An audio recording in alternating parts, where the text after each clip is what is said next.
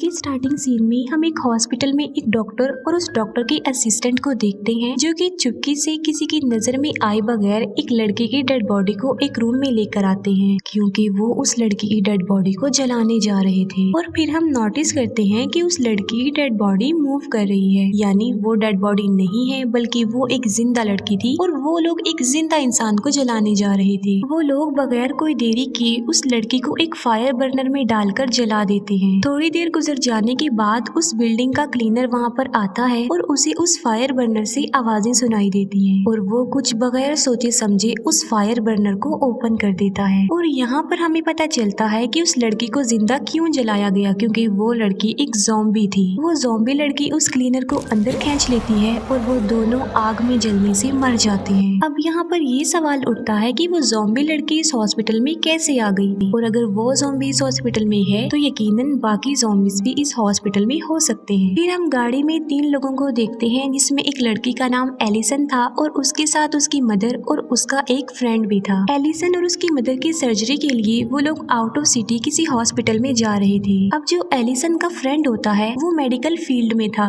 लेकिन उसे blood phobia था। ब्लड फोबिया एक ऐसी बीमारी होती है जिसमें किसी इंसान को खून देखकर बिला वजह के चक्कर आने लगते हैं और उसे बहुत ज्यादा डर लगता है। और जब एलिसन की फ्रेंड को ये पता चला कि उसे ब्लड फोबिया है तो उसने मेडिकल फील्ड को स्किप कर दिया। ये लोग जब उस हॉस्पिटल में पहुंचते हैं तब एक लेडी डॉक्टर इनका वेलकम करती है और उस लेडी डॉक्टर का नेम जेंजा होता है। अब हॉस्पिटल में जब वो लोग डॉक्टर के पास जा रहे होते हैं तब एलिसन की फ्रेंड को वहाँ पर खून देखकर चक्कर आने लगते हैं और डॉक्टर जो कि अपने बाकी पेशेंट्स का चेकअप कर रहा होता है। ये डॉक्टर उस हॉस्पिटल का सीनियर डॉक्टर था और ये वही डॉक्टर था जिसने उस लड़की को जला दिया। डॉक्टर एलिसन का चेकअप करता है और उससे सारी इंफॉर्मेशन लेने के बाद सर्जरी के लिए तैयारी करता है। डॉक्टर सर्जरी के लिए तैयारी कर रहा होता है और तब तक ये लोग बाहर वेट करते हैं और बाहर ये लोग उसी वार्ड बॉय से मिलते हैं और इनके दौरान कुछ बातें होती हैं। दूसरी तरफ एलिसन की मदर की सर्जरी ऑलमोस्ट स्टार्ट होने ही वाली थी। बाद में एलिसन को भी सर्जरी के लिए बुलाया जाता है, लेकिन एलिसन की फ्रेंड को कुछ ऑकवर्ड फील हो रहा था क्योंकि ना तो उन लोगों ने डिटेल से एलिसन का चेकअप किया था, जैसे उसका ब्लड ग्रुप टेस्ट नहीं किया था, और उससे भी ज्यादा बड़ी बात ये कि वो डॉक्टर्स उसकी सर्जरी नहीं कर रहे थे। तब वो वार्ड बॉय एलिसन की फ्रेंड को बाहर घुमाने के बहाने से ले जाता है। वो वार्ड बॉय एलिसन की फ्रेंड को एक फार्मेसी में लेकर जाता है जहाँ पर मेडिसिन के साथ एक ड्रग भी आया हुआ था जिसे चोरी से वो वार्ड बॉय लेता था। एलिसन की फ्रेंड को वहाँ पर बेड पर लेटी हुई एक लड़की दिखाई देती है जिसके फेस पर एक मास्क लगा हुआ था और उस लड़की के हाथ पांव भी बांध रखे थे और ऐसा फील हो रहा था कि जैसे उसे यहाँ पर कैद किया हो। एलिसन का फ्रेंड समझता है कि शायद उस लड़की को मास्क की वजह से सांस लेने में डिफिकल्टी हो रही है और उसे हेल्प चाहिए, और ये सोचकर वो उस लड़की का मास्क रिमूव कर देता है और वो लड़की काफी अजीब नजर आ रही थी और कंट्रोल से बाहर होकर वो एलिसन की फ्रेंड को ही काटने लगती है जिसने उसकी हेल्प की, क्योंकि वो कोई नॉर्मल इंसान नहीं थी बल्कि वो लड़की एक ज़ॉम्बी थी। आवाजें सुनकर वो वार्ड बॉय भी वहाँ पर आ जाता है और उस लड़की को देखकर उसे भी समझ नहीं आ रहा था कि ये क्या है, और वो दोनों डरते हुए और उस लड़की का फेस कवर किए बगैर ही वहाँ से भाग जाते हैं। और वो ज़ॉम्बी लड़की अपने दांतों से अपने हाथों पर लगाई गई पट्टियां खोल लेती है। एलिसन का फ्रेंड जल्दी से एलिसन के पास आता है क्योंकि अब वो इस हॉस्पिटल में स्टे करना नहीं चाहते थे और वो एलिसन को वहाँ से लेकर भागना चाहता था, लेकिन डॉक्टर उसे बाहर जाने के लिए बोलते हैं और बाय मिस्टेक वो इंजेक्शन जिससे डॉक्टर पेशेंट को बेहोश करते हैं वो एलिसन की फ्रेंड को लग जाता है और वो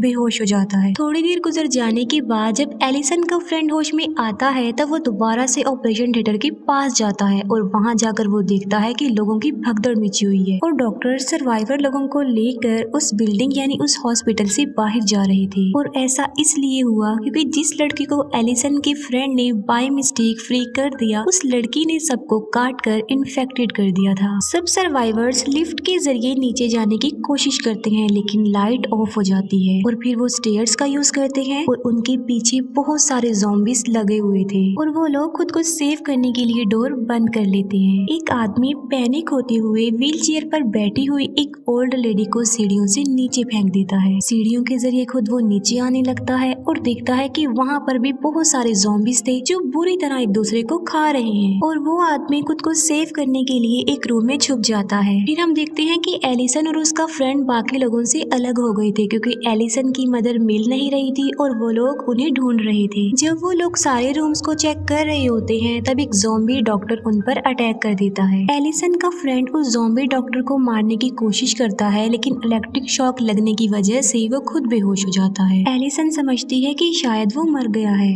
और वो उसे वहीं पर अकेला छोड़कर वहाँ से भाग जाती है। कुछ इन्फेक्टेड लोग एलिसन के पीछे पड़े हुए थे और उनसे बचने के लिए एलिसन एक रूम में जाती है, जहाँ पर वो देखती है कि बाकी ज़ॉम्बीज़ ने डॉक्टर्स को मार डाला है और वो वहाँ से भाग जाती है। एक सर्वाइवर मैन खुद को सेव करने के लिए एक किचन में जाता है, जहाँ पर वो एक लड़की से मिलता है जो कि सर्वाइवर थी। एलिसन एक लेडी से मिलती है जिसकी फेस की हालत काफी खराब थी, क्योंकि उस लेडी की सर्जरी चल रही थी और क्योंकि ज़ॉम्बीज़ आने की वजह से डॉक्टर्स ने उसकी सर्जरी को अधूरा ही छोड़ दिया। एलिसन उस लेडी को लेकर अपनी जान बचाने के लिए किचन में जाती है, लेकिन वो लोग उन्हें अंदर आने नहीं देते। तब एलिसन बचने के लिए एक रूम में जाती है, जहाँ पर उसे उसकी मदर मिलती है जो कि बेहोश थी, और वो अपनी मदर को लेकर वहाँ से भागने लगती है और एक ज़ॉम्बी लेडी उसके पीछे पड़ जाती है। और तभी बिल्कुल ठीक वक्त पर वो वार्ड बॉय आकर उस ज़ॉम्बी लेडी को मार डालता है, लेकिन तब तक वो एलिसन की मदर को काट चुकी थी। एलिसन का फ्रेंड होश में आता है और खुद को सेव करने के लिए वो एक लेबोरेटरी में जाता है और वहाँ जाकर वो दिखता है कि कुछ एनिमल्स को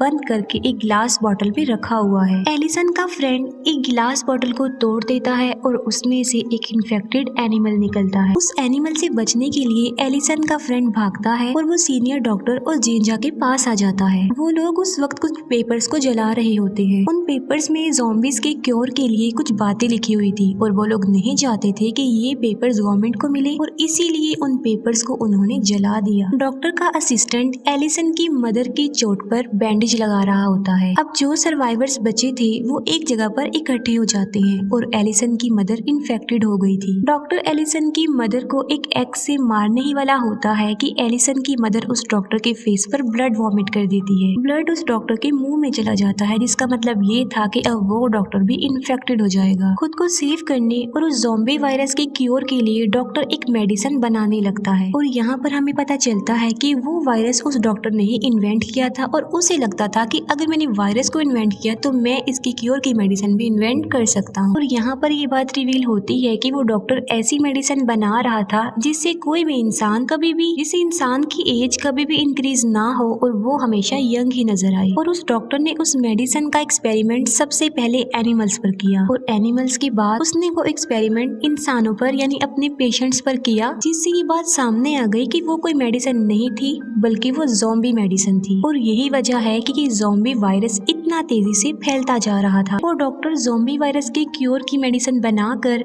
एलिसन की मदर में इंजेक्ट करता है, लेकिन इसका कोई भी फायदा उन्हें नहीं होता। एलिसन का फ्रेंड उस डॉक्टर से पूछता है कि आखिर इस मेडिसिन को बनाने का आइडिया था किसका, और वो डॉक्टर बिल्कुल स्लो वॉइस में कहता है कि जेंजा का आइडिया था ये। तब उस वार्ड बॉय के अलावा किसी को भी जेंजा का नाम सुनाई नहीं देता। तब वो डॉक्टर लाउड वॉइस में जेंजा का नाम बोलने लगता है, लेकिन इससे पहले कि वो जेंजा का नाम लेता वो उसे मार डालती है। जेंजा ने उस डॉक्टर को इसलिए मारा क्योंकि वो नहीं चाहती थी कि उसका राज सबके सामने खुल जाए। जेंजा कहती है कि मैंने इस डॉक्टर को इसलिए मारा क्योंकि वो इन्फेक्टेड था और थोड़ी देर बाद उसने ज़ॉम्बी बन जाना था, जो हमारे लिए खतरा था और वो किसी को भी नुकसान पहुंचा सकता था। अब एक और डॉक्टर और एलिसन का फ्रेंड जो कि मेडिकल स्टूडेंट था, वो दोनों अब ज़ॉम्बी के क्योर की मेडिसिन बनाने की कोशिश करते हैं। अब जैसे ही वो डॉक्टर क्योर का इंजेक्शन एलिसन की मदर को लगाने लगता है तो एलिसन की मदर उसे काट लेती है। अब डॉक्टर को पता था कि मैं भी इन्फेक्टेड हो जाऊंगा और ज़ॉम्बी बन जाऊंगा, तो वो एक कटर से अपना हाथ काट कर खुद को सेव कर लेता है। अब एलिसन ना चाहते हुए भी एक एक्स से अपनी मदर को मार डालती है। अब सिर्फ 5 सर्वाइवर ही बचे थे और ये लोग खुद को सेव करके जिस जगह पर थे वहाँ पर भी ज़ॉम्बीज़ थोड़ी देर तक आने वाले थे और वो जगह उनके लिए सेफ नहीं थी। और तब एलिसन का फ्रेंड एक इमरजेंसी बॉम्ब बनाता है और वो एक ऐसा बॉम्ब था जिसकी बटन प्रेस करते ही वो ब्लास्ट हो जाता है। सब लोग आगे बढ़ते हैं और एलिसन का फ्रेंड वो बॉम्ब एक ज़ॉम्बी पर लगा देता है, लेकिन बटन प्रेस नहीं कर पाता। वो सर्वाइवर्स खुद को सेव करने के लिए उस बिल्डिंग को छोड़कर किसी दूसरी बिल्डिंग में जाने का सोचते हैं। वो लोग छत पर आ जाते हैं और दूसरी बिल्डिंग पर जाने के लिए वहाँ पर एक स्टील बार लगा हुआ था। वो लोग एक एक करके हॉस्पिटल की दूसरी बिल्डिंग में जाने लगते हैं। सब लोग उस स्टील बार को पार कर लेते हैं, लेकिन एंड पर 2 लोग रह जाते हैं, एक एलिसन का फ्रेंड और दूसरा वो डॉक्टर। अब क्योंकि डॉक्टर का हाथ कटने की वजह से उसका काफी खून बह चुका था, जिसकी जिसकी वजह से उसे चक्कर आने लगते हैं और वो वहाँ से नीचे गिर जाता है। तब एलिसन का फ्रेंड सेफली उस स्टील बार को पार कर लेता है और जिस बिल्डिंग में वो गए थे वो भी सेफ नहीं थी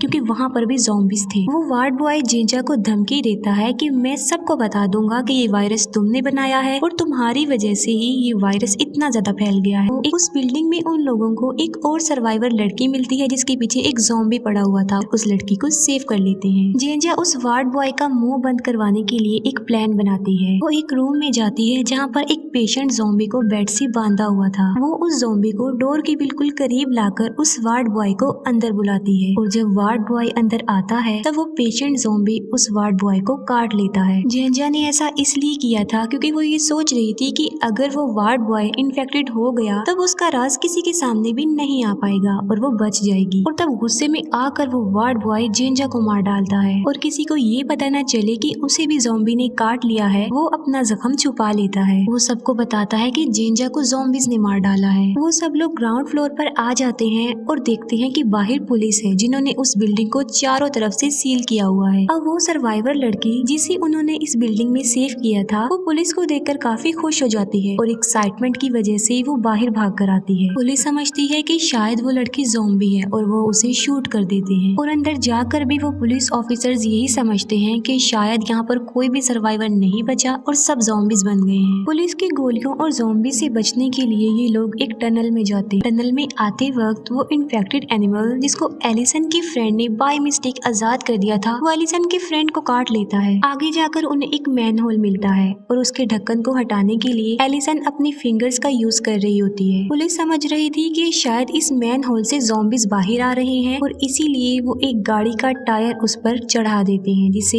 एलिसन की उंगलियां कट जाती हैं। फिर किसी दूसरे मैन होल से एलिसन और वो वार्ड बॉय बाहर आ जाते हैं और बाहर आने के बाद वो वार्ड बॉय उस टनल को बंद कर देता है और एलिसन का फ्रेंड जो कि इन्फेक्टेड हो गया था और वो अकेला ही उस टनल में रह जाता है। बाहर एलिसन और वो वार्ड बॉय एक गाड़ी में बैठकर वहाँ से भाग जाते हैं। रास्ते में एलिसन गाड़ी को रोकती है और वो वार्ड बॉय जो कि अब ज़ॉम्बी बन गया था वो एलिसन को मारने लगता है लेकिन एलिसन उस वार्ड बॉय को कार से क्रश कर देती है। टनल के अंदर एलिसन की फ्रेंड को वो ज़ॉम्बी मिलता है जिस पर उसने वो इमरजेंसी बॉम्ब लगाया था। वो इमरजेंसी बॉम्ब के बटन को प्रेस कर देता है और खुद भी इंजर्ड हो जाता है लेकिन अब वो भी वहाँ से निकलकर बाहर आने में कामयाब हो जाता है। एलिसन जो कि गाड़ी में बैठकर आगे बढ़ रही होती है। आगे जाकर वो अपने इन्फेक्टेड फ्रेंड को देखती है और एलिसन समझती है कि शायद उसका फ्रेंड अब ज़ॉम्बी बन गया है और वो उसे क्रश कर देती है। उसकी डेड बॉडी और उसका ब्लड अपनी गाड़ी पर देखकर एलिसन को काफी दुख होता है और उसे अपनी गलती का पछतावा होता है और एलिसन वार्ड बॉय की डेड बॉडी को पीछे मुड़कर देख रही होती है और क्योंकि वो काफी स्पीड में जा रही थी जिसकी वजह से गाड़ी कंट्रोल से बाहर होने की वजह से एक ट्री से टकरा जाती है और इस एक्सीडेंट में एलिसन की भी मौत हो जाती है। सब लोग मर चुके थे